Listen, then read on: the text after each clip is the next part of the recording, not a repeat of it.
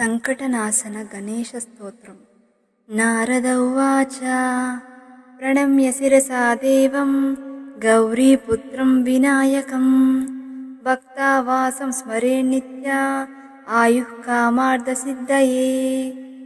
प्रथमं वक्रतुण्डं च एकदन्तं द्वितीयकं तृतीयं कृष्णपिङ्गाक्षं घनवक्त्रं चतुर्थकं लम्बोदरं पञ्चमं च षष्ठं विकटमेव च सप्तमं विघ्नराजं च धूम्रवर्णं तथाष्टमं नवमं फालचन्द्रं च दमन्तु विनायकम् एकादशं गणपतिं द्वादशं तु गजाननं द्वादशैतानि नामानि त्रिसन्ध्यं यः पठेन्नरः न च विघ्नभयं तस्य सर्वसिद्धिकरं प्रभो। विद्याद्दिलभिते विद्यां धनाद्दिलभिते धनं पुत्राद्दिलभिते पुत्रा मोक्षाद्दिलभिते गतिं जपेत् गणपतिस्तोत्रं षड्भिर्मासे फलं लभेत् संवत्सरेण सिद्धिं च लभते नात्र संशयः। अष्टभ्यो ब्राह्मणेभ्यश्च लिखित्वा यः समर्पयेत् तस्य विद्या भवेत् सर्वा गणेशस्य प्रसादतः। इति श्री नारदपुराणे संकटनाशन गणेशस्तोत्रं सम्पूर्णम्।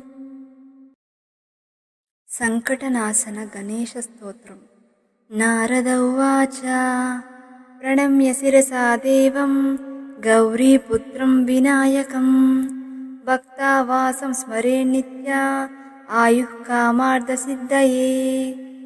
प्रथमं वक्रतुण्डं च एकदन्तं द्वितीयकं तृतीयं कृष्णपिङ्गाक्षं घनवक्त्रं चतुर्थकं लम्बोदरं पञ्चमं च षष्ठं विकटमेव च सप्तमं विघ्नराजं च धूम्रवर्णं तथाष्टमं नवमं फालचन्द्रं च दमन्तु विनायकम् एकादशं गणपतिं द्वादशं तु गजाननं द्वादशैतानि नामानि त्रिसन्ध्यं यः पठेन्नरः न च विघ्नभयं तस्य सर्वसिद्धिकरं प्रभो।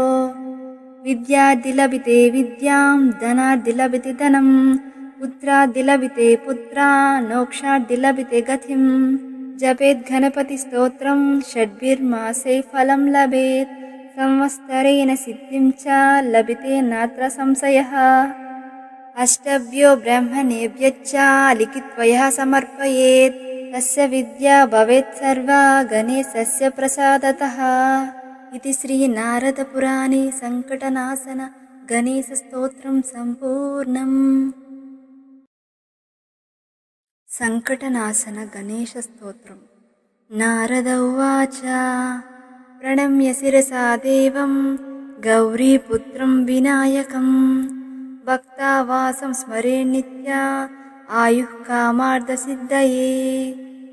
प्रथमं वक्रतुण्डं च एकदन्तं द्वितीयकं तृतीयं कृष्णपिङ्गाक्षं घनवक्त्रं चतुर्थकं लम्बोदरं पञ्चमं च षष्ठं विकटमेव च सप्तमं विघ्नराजं च धूम्रवर्णं तथाष्टमं नवमं फालचन्द्रं च दमन्तु विनायकम् एकादशं गणपतिं द्वादशं तु गजाननं द्वादशैतानि नामानि त्रिसन्ध्यं यः पठेन्नरः न च विघ्नभयं तस्य सर्वसिद्धिकरं प्रभो।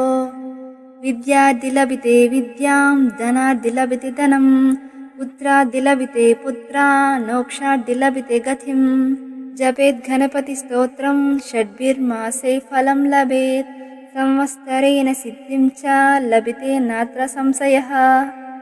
अष्टभ्यो ब्राह्मणेभ्यश्च लिखित्वा यः समर्पयेत् तस्य विद्या भवेत् सर्वा गणेशस्य प्रसादतः।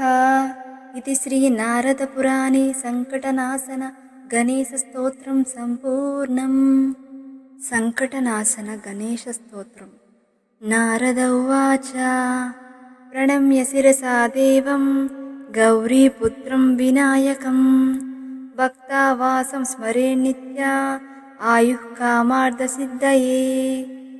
प्रथमं वक्रतुण्डं च एकदन्तं द्वितीयकं तृतीयं कृष्णपिङ्गाक्षं घनवक्त्रं चतुर्थकं लम्बोदरं पञ्चमं च षष्ठं विकटमेव च सप्तमं विघ्नराजं च धूम्रवर्णं तथाष्टमम् नवमं फालचन्द्रं च तमन्तु विनायकम् एकादशं गणपतिं द्वादशं तु गजाननं द्वादशैतानि नामानि त्रिसन्ध्यं यः पठेन्नरः न च विघ्नभयं तस्य सर्वसिद्धिकरं प्रभो विद्यार्थिलभिते विद्यां धनार्थिलभिते धनं पुत्रार्थिलभिते पुत्रान् मोक्षार्थिलभिते गतिं जपेत् गणपतिस्तोत्रं षड्भिर्मासे फलं लभेत् संवत्सरेण सिद्धिं च लभते नात्र संशयः अष्टभ्यो ब्राह्मणेभ्यश्च लिखित्वा समर्पयेत् तस्य विद्या भवेत् सर्वा गणेशस्य प्रसादतः इति श्रीनारदपुराणे सङ्कटनाशन गणेशस्तोत्रं सम्पूर्णम्। सङ्कटनाशन गणेशस्तोत्रम्। नारद उवाच प्रणम्य शिरसा देवं गौरीपुत्रं विनायकं भक्तावासं स्मरे नित्या आयुः कामार्थसिद्धये प्रथमं वक्रतुण्डं च एकदन्तं द्वितीयकं तृतीयं कृष्णपिङ्गाक्षं घनवक्त्रं चतुर्थकं लम्बोदरं पञ्चमं च षष्ठं विकटमेव च सप्तमं विघ्नराजं च धूम्रवर्णं तथाष्टमम् नवमं फालचन्द्रं च तमन्तु विनायकम् एकादशं गणपतिं द्वादशं तु गजाननं द्वादशैतानि नामानि त्रिसन्ध्यं यः पठेन्नरः न च विघ्नभयं तस्य सर्वसिद्धिकरं प्रभो विद्यार्थिलभिते विद्यां धनार्थिलभिते धनं पुत्रार्थिलभिते पुत्रान् मोक्षार्थिलभिते गतिं जपेत् गणपतिस्तोत्रं षड्भिर्मासे फलं लभेत् संवत्सरेण सिद्धिं च लभते नात्र संशयः अष्टभ्यो ब्राह्मणेभ्यश्च लिखित्वा समर्पयेत् तस्य विद्या भवेत् सर्वा गणेशस्य प्रसादतः इति श्रीनारदपुराणे सङ्कटनाशन गणेशस्तोत्रं सम्पूर्णम्। सङ्कटनाशन गणेशस्तोत्रम्।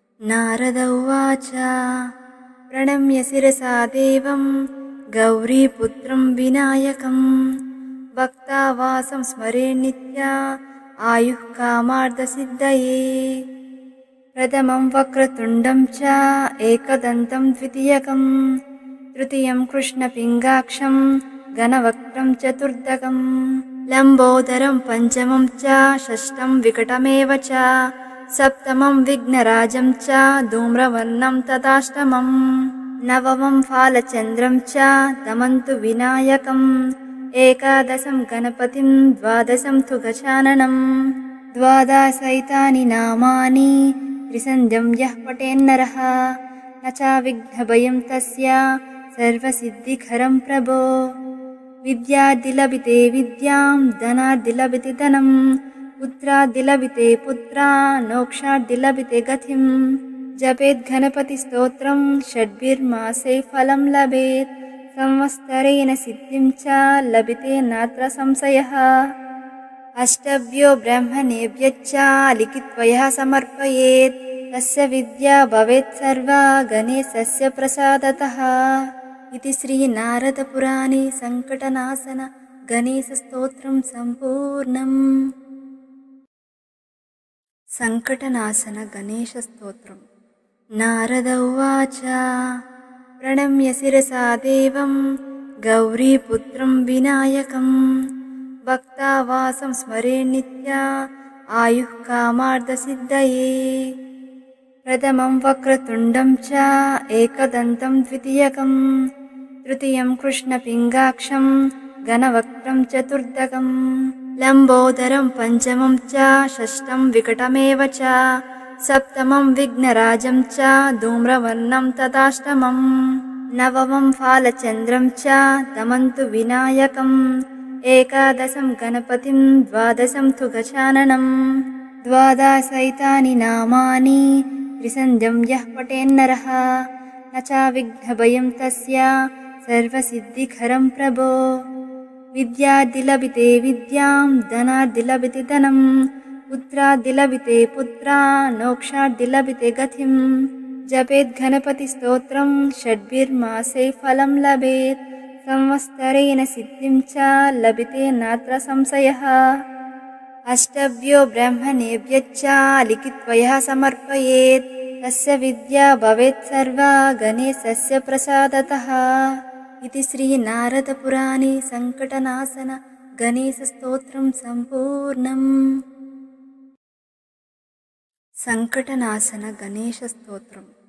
नारद उवाच प्रणम्य शिरसा देवं गौरीपुत्रं विनायकं भक्तावासं स्मरे नित्या आयुः कामार्थसिद्धये प्रथमं वक्रतुण्डं च एकदन्तं द्वितीयकं तृतीयं कृष्णपिङ्गाक्षं घनवक्त्रं चतुर्थकं लम्बोदरं पञ्चमं च षष्ठं विकटमेव च सप्तमं विघ्नराजं च धूम्रवर्णं तथाष्टमं नवमं फालचन्द्रं च तमन्तु विनायकम् एकादशं गणपतिं द्वादशं तु गजाननं द्वादशैतानि नामानि त्रिसन्ध्यं यः पठेन्नरः न च विघ्नभयं तस्य सर्वसिद्धिकरं प्रभो विद्याद्धि लभिते विद्यां धनाद्धि लभिते धनं पुत्राद्धि लभिते पुत्रान् मोक्षाद्धि लभिते गतिं जपेत् गणपतिस्तोत्रं षड्भिर्मासे फलं लभेत् संवत्सरेण सिद्धिं च लभिते नात्र संशयः अष्टभ्यो ब्राह्मणेभ्यश्च लिखित्वा यः समर्पयेत् तस्य विद्या भवेत् सर्वा गणेशस्य प्रसादतः इति श्रीनारदपुराणे सङ्कटनाशन गणेशस्तोत्रं सम्पूर्णम्। सङ्कटनाशन गणेशस्तोत्रम्। नारद उवाच प्रणम्य शिरसा देवं गौरीपुत्रं विनायकं भक्तावासं स्मरे नित्या आयुः कामार्थसिद्धये प्रथमं वक्रतुण्डं च एकदन्तं द्वितीयकं तृतीयं कृष्णपिङ्गाक्षं घनवक्त्रं चतुर्थकं लम्बोदरं पञ्चमं च षष्ठं विकटमेव च सप्तमं विघ्नराजं च धूम्रवर्णं तथाष्टमं नवमं फालचन्द्रं च तमन्तु विनायकम् एकादशं गणपतिं द्वादशं तु गजाननं द्वादशैतानि नामानि त्रिसन्ध्यं यः पठेन्नरः न च विघ्नभयं तस्य सर्वसिद्धिकरं प्रभो विद्याद्धि लभिते विद्यां धनाद्धि लभिते धनं पुत्राद्धि लभिते पुत्रान् मोक्षाद्धि लभिते गतिं जपेत् गणपतिस्तोत्रं षड्भिर्मासे फलं लभेत् संवत्सरेण सिद्धिं च लभिते नात्र संशयः अष्टभ्यो ब्राह्मणेभ्यश्च लिखित्वा यः समर्पयेत् तस्य विद्या भवेत् सर्वा गणेशस्य प्रसादतः इति श्रीनारदपुराणे सङ्कटनाशन गणेशस्तोत्रं सम्पूर्णम्।